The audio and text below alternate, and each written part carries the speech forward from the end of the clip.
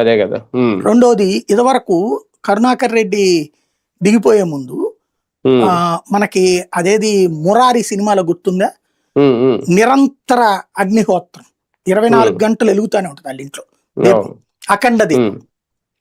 అలాంటి చేయించాడు, అఖండ యజ్ఞం 24 గంటలు వెలిగేటటువంటి యజ్ఞం. ఇప్పుడు అది తీసేసి మామూలు ఆర్జిత సేవల్లాగా 2 గంటలు 3 గంటలు వచ్చి చేసుకునేటట్టు పోయాడు. తిరుమల తిరుపతి దేవస్థానం లాంటి పెద్దది అఖండ హోమం అంటే 24 గంటలు నిరంతరాయం జరపలేదా?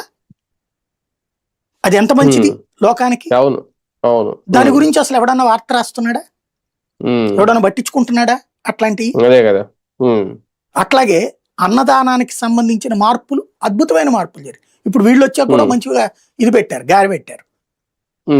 టిఫిన్ ఇవన్నీ ఎప్పుడు పెట్టారు?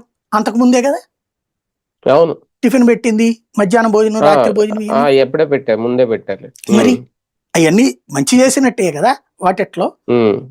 మంచిని మంచిగా చెడుని చెడుగా కాకుండా మనం తిరుమల తిరుపతి దేవస్థానమే కాదు, దేవస్థానాలకు సంబంధించిన అంశంలో ఎప్పుడూ కూడా నిజాయితీగా మాట్లాడాలి.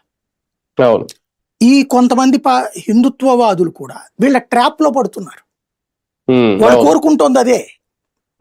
ఇక్కడ మతపరమైన ద్వేషం మనకు అక్కర్లా. ఆ విషయంలో బేసిక్ గా జరిగేది తప్పు చేస్తే తప్పు శిక్ష పడాలి.